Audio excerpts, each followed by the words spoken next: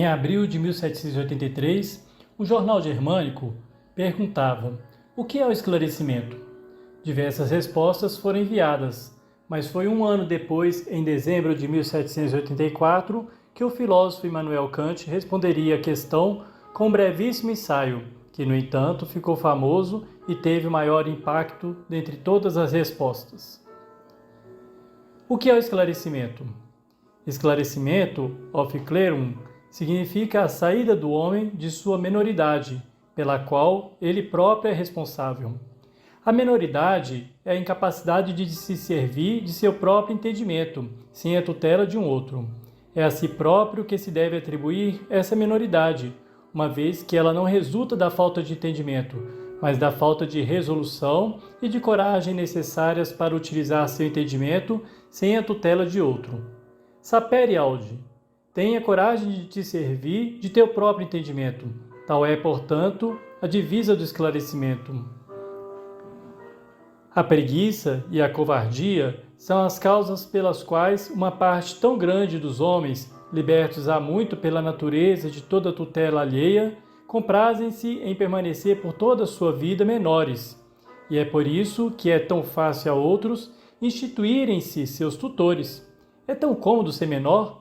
Se possuo um livro que possui entendimento por mim, um diretor espiritual que possui consciência em meu lugar, um médico que decida acerca de meu regime, etc., não preciso eu mesmo esforçar-me. Não sou obrigado a refletir se é suficiente pagar. Outros se encarregarão por mim da aborrecida tarefa. Que a maior parte da humanidade, e especialmente todo o belo sexo, considere o passo a dar para ter acesso à maioridade como sendo não só penoso, como ainda perigoso, é ao que se aplica a esses tutores que tiveram a extrema bondade de encarregar-se de sua direção. Após ter começado a emburrecer seus animais domésticos e cuidadosamente impedir que essas criaturas tranquilas sejam autorizadas a arriscar o menor passo sem um andador que as sustenta, mostram-lhes em seguida o perigo que as ameaça se tentam andar sozinhas. Ora, esse perigo é tão grande assim, pois após algumas quedas elas acabariam aprendendo a andar. Mas um exemplo desse tipo intimida e dissuade, usualmente, toda a tentativa ulterior. É, portanto, difícil para todo homem, tomado individualmente, livrar-se dessa minoridade que se tornou uma espécie de segunda natureza.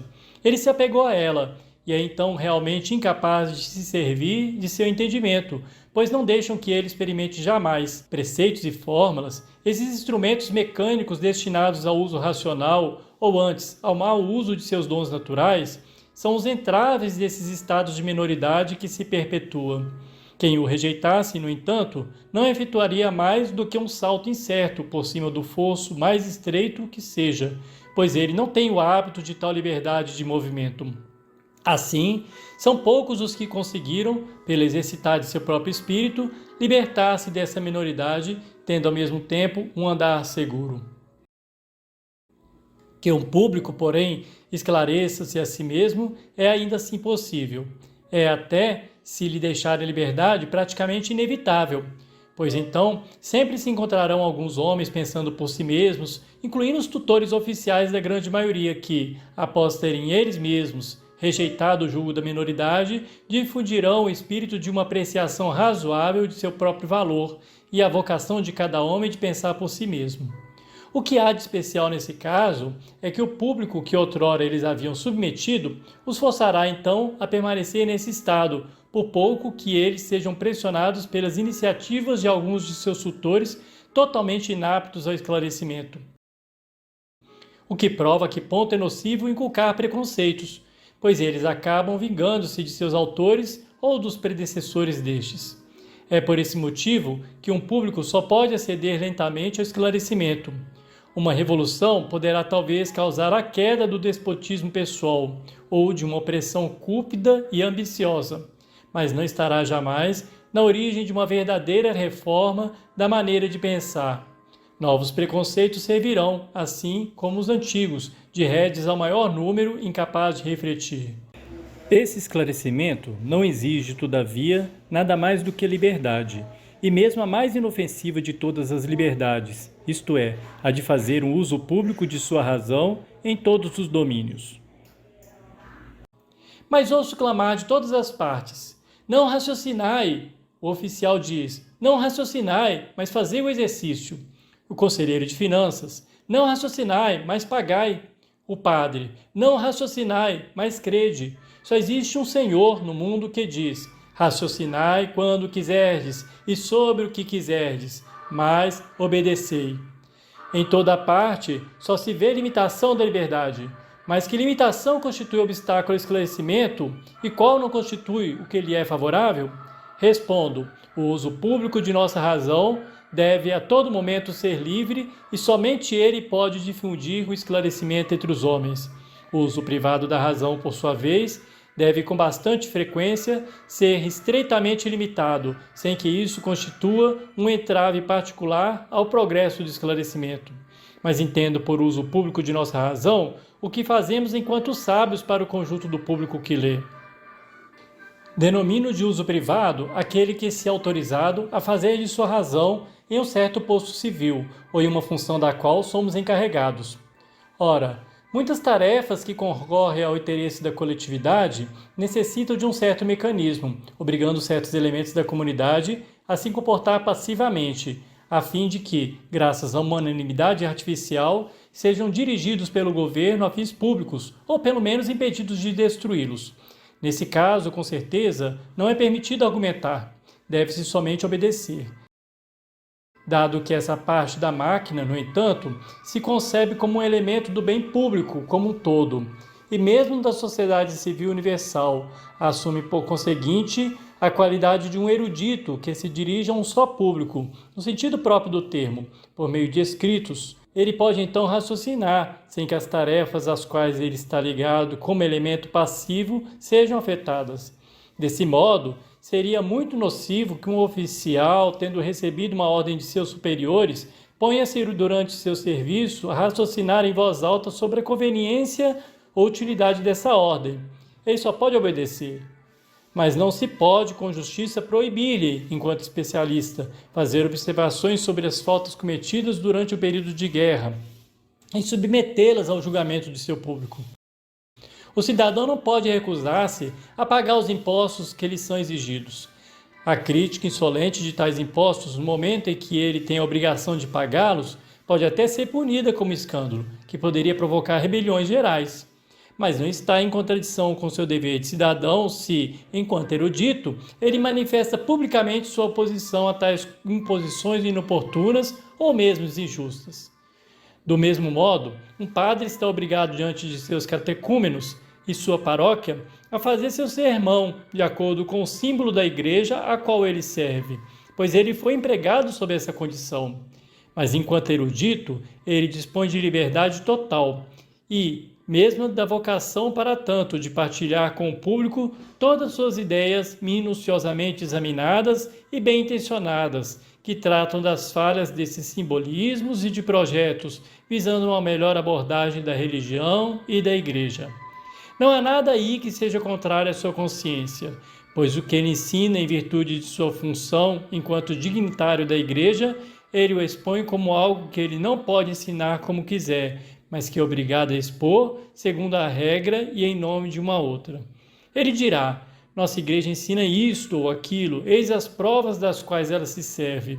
Ele extrairá em seguida todas as vantagens práticas para a sua paróquia, dos preceitos os quais, por sua parte, ele não subscreve com convicção total, mas que ele expõe de modo sólido, pois não é impossível que haja neles uma verdade oculta, e em todo caso, nada há ali que contradiga a religião interior. Pois se ele julgasse encontrar tal coisa, não poderia em consciência exercer sua função, deveria demitir-se. O uso, portanto, que um pastor em função faz de sua razão diante de sua paróquia é apenas o uso privado, pois esta é uma assembleia de tipo familiar, qualquer que seja sua dimensão, e levando isso em conta, ele não é livre enquanto padre, não tem o direito de sê-lo, pois ele executa uma missão alheia à sua pessoa. Em contrapartida, enquanto erudito que, por meio de seus escritos, fala ao verdadeiro público, isto é, ao mundo, por conseguinte, no uso público de sua razão, o padre desfruta de uma liberdade ilimitada, de servir-se de sua própria razão e de falar em seu próprio nome, pois querer que os tutores do povo nas coisas eclesiásticas voltem a ser menores é um absurdo que contribui para a perpetuação dos absurdos. Entretanto, uma sociedade de eclesiásticos, um sínodo, por exemplo, ou uma classe, como são chamados entre os holandeses, não deveriam ter o direito de comprometer-se mutuamente por juramento sobre um certo símbolo imutável, para assim manter sob tutela superior permanente cada um de seus membros, e graças a eles, o povo, e desse modo perenizar tal tutela? Digo que é absolutamente impossível. Tal contrato, concluído para proibir para sempre toda extensão do esclarecimento ao gênero humano, é completamente nulo e, para todos os efeitos, não ocorrido, tivesse sido implementado mesmo pelo Poder Supremo, pelas dietas do Império e pelos mais solenes tratados de paz. Uma época não pode se aliar e conspirar para tornar a seguinte incapaz de estender seus conhecimentos, sobretudo tão urgentes, de libertar-se de seus erros e finalmente fazer progredir o esclarecimento.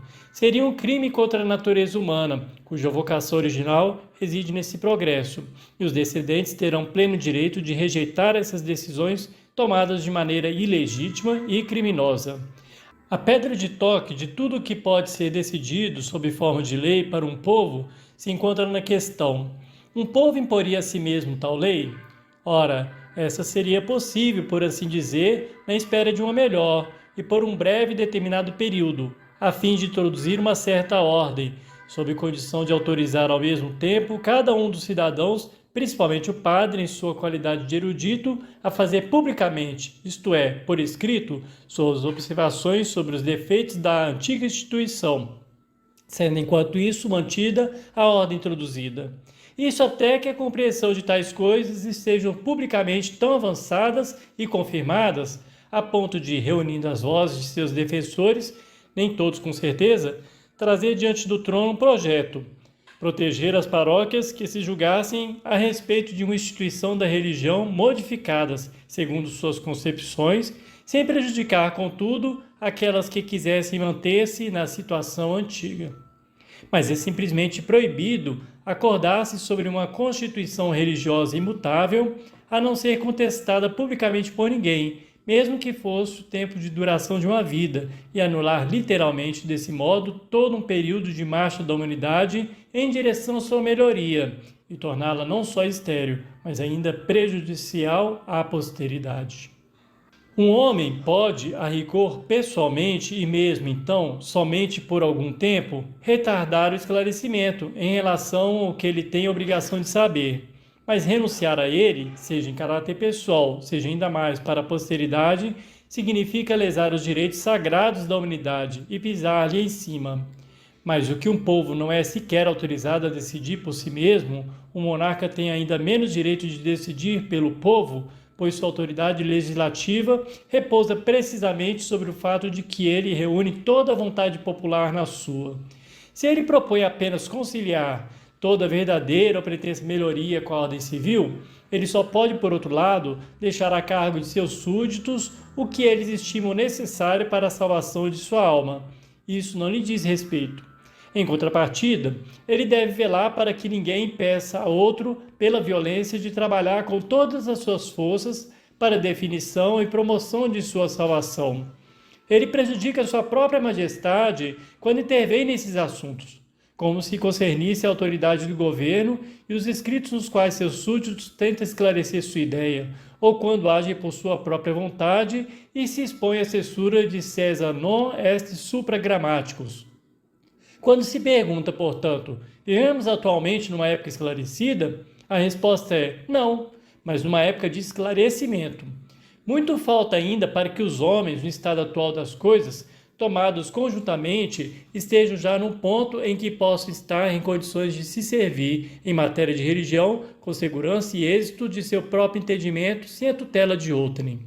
Mas que desde já o campo lhes esteja aberto para mover-se livremente e que os obstáculos à generalização do esclarecimento e à saída da minoridade que lhes é autoimputável sejam cada vez menos numerosos, é o que temos signos evidentes para crer. A esse respeito, é a época do esclarecimento, ou o século de Frederico, um príncipe que não julga indigno de si mesmo, que ele considere como um dever nada a prescrever aos homens em matéria de religião, que lhes deixa sobre esse ponto uma liberdade total e recusa, no que lhes diz respeito, o orgulhoso termo de tolerância.